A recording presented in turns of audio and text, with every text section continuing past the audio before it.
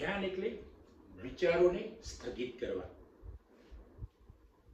વિચારોને બિલકુલ ઓછા કરવા, વિચાર શૂન્ય થવું. આ બધી બાબતો આપણે કહીએ પણ આ કરવું ખૂબ અઘરું છે. મિત્રો, સાધુ સંતો, મહાત્માઓ, બુદ્ધ ભગવાન, મહાવીર, ઓશો, ગુરુદેવ, સ્વામી વિવેકાનંદ, સંત શિરોમણી રોહિદાસ, સંત કબીર, રામકૃષ્ણ પરમહંસ, આવા મહાન વ્યક્તિઓ ધ્યાનમાં મગ્ન થઈ જતા. એમનું ધ્યાન અલગ છે, પણ સામાન્ય જીવનમાં જે માણસ સંસારમાં જીવતો હોય એના માટે ધ્યાન અઘરું છે.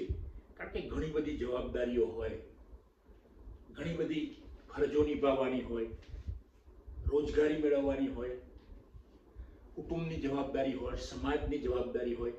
આવા સમયે ધ્યાન કરવું એ સામાન્ય માણસ માટે, આમ જનતા માટે ખૂબ મુશ્કેલ લાગે. પણ હકીકતમાં ધ્યાન એટલે કોઈ પણ કામ ધ્યાનથી કરવું, એવું સંતો મહાત્માઓ કહે છે. કે કોઈ પણ ધ્યાન તમે કરતા હોય, ધારો કે અત્યારે હું વિડીયો બનાવી રહ્યો છું, તો વિડીયોમાં મારું ધ્યાન હોય એ પણ એક જાતનું ધ્યાન છે. એક સાધુ જબરજસ્ત ધ્યાની માણસ હતા. એમના શિષ્યો પણ ધ્યાન કરતા હતા, પણ કેટલાક શિષ્યોને તર્ક કરવાની, દલીલો કરવાની હોય, એને પણ નવી જાણવાની ઈચ્છા હોય, નવું નવું જાણવાની ઈચ્છા હોય, એટલે તર્ક કરતા હોય, અથવા તો ગુરુની પરીક્ષા કરતા હોય. વિદ્યાર્થીઓ અથવા તો શિષ્યો ગુરુની પરીક્ષા કરતા હોય. એકવાર ગુરુ જમવા બેઠેલા અને એકદમ મગ્ન થઈને શાંતિથી જમતા હતા. શિષ્ય એક આવ્યો, થોડોક એક અલગ સ્વભાવનો હતો. ગુરુજી, શું કરો છો? ગુરુજી કંઈ બોલ્યા નહીં, જમતા ગયા, શાંતિથી મંદ મંદ સ્મિત કરતા ગયા અને જમતા ગયા. ખૂબ સરસ રીતે એ આરોગવાનું ક્રિયા કરતા હતા. શિષ્ય બે ત્રણ વાર પૂછ્યું, શિષ્યના સંવાદો પર એમનું ધ્યાન ન ગયું, એમનું ધ્યાન માત્ર જમવામાં હતું. શિષ્ય વિચારમાં પડી ગયો, ગુરુજી તો સાંભળતા નથી કે શું, કાને કઈ તકલીફ થઈ કે શું? બે ત્રણ મિનિટ પછી અથવા તો જમ્યાના થોડાક સમય પછી એને ગુરુને પૂછ્યું, ગુરુજી શું કરતા હતા? કે જમતો તો, ત્યાં જોયું હશે ને. તો કે મેં પૂછ્યું એ વખતે તમારું ધ્યાન ક્યાં હતું? ગુરુજીએ કહ્યું, મારું ધ્યાન જમવામાં હતું. મિત્રો, આ છે સાચું ધ્યાન. તમે જે પણ ક્રિયા કરતા હોય, જે પણ કાર્ય કરતા હોય, એમાં મન જબરજસ્ત રીતે પરવું, એકાગ્રતા કરવી, એનું નામ છે ધ્યાન. આ ગુરુ પછી શિષ્યને ફરી એક વાર કંઈક બહાર જવાનું હતું શિષ્ય સાથે. તો ગુરુજી અને પેલા શિષ્ય નીકળ્યા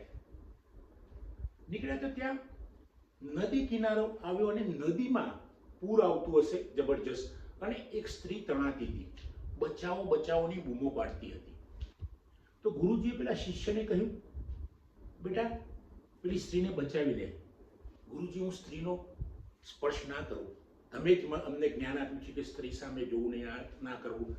કોઈ પણ આપણે બ્રહ્મચારી છીએ તો સ્ત્રી સામે જોવું નહીં. ગુરુજીએ તરત જ કૂદકો માર્યો નદીમાં અને પેલી સ્ત્રીને ખભા પર બેસાડીને એમને કિનારે લાવી દીધી. પછી નદી પાર કરીને ગુરુ શિષ્ય પેલા કિનારે ગયા. શિષ્ય પેલા વિચારોમાં મગ્ન થઈ ગયો.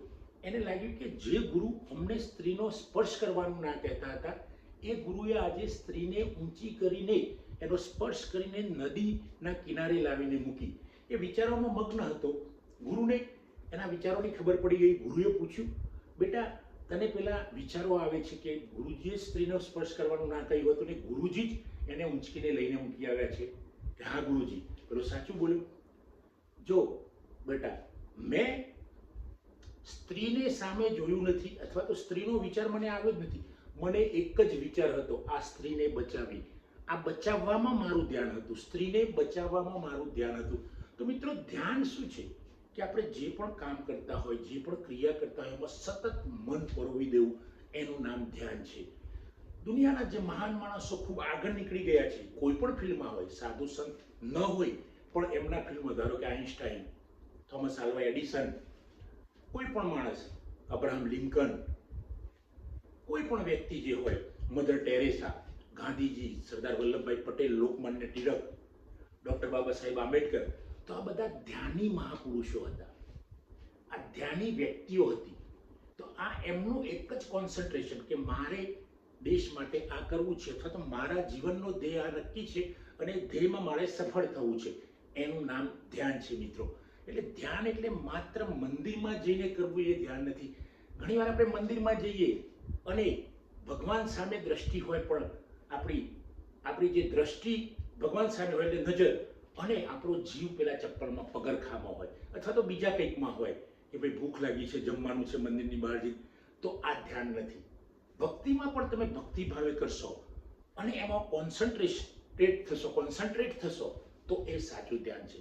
એટલે મિત્રો, ધ્યાન એટલે કોઈ પણ આપણે ભણતા હોય તો ભણવામાં ધ્યાન પરવી દઈશું, આપણે વાંચતા હોય તો વાંચવામાં ધ્યાન પરવી દઈશું, આપણે ક્લાસ એટેન્ડ કરતા હોય, આપણે સ્પર્ધાત્મક પરીક્ષા આપતા હોય, તો જે ધ્યાન કરે છે એ સફળ થઈ જાય છે. કોઈ પણ ફિલ્ડ હોય, તમારે આઈએએસ બનવું હોય, તમારે આઈપીએસ બનવું હોય, ડૉક્ટર, એન્જિનિયર, વકીલ, પ્રોફેસર, એડવોકેટ, કોઈ પણ જગ્યાએ કોઈ પણ ક્ષેત્રમાં સફળ થવું હોય તો એમાં લાગી જવું પડશે. એટલે તો આપણે કહીએ છીએ કે લગણી લગાડી દેવી પડશે.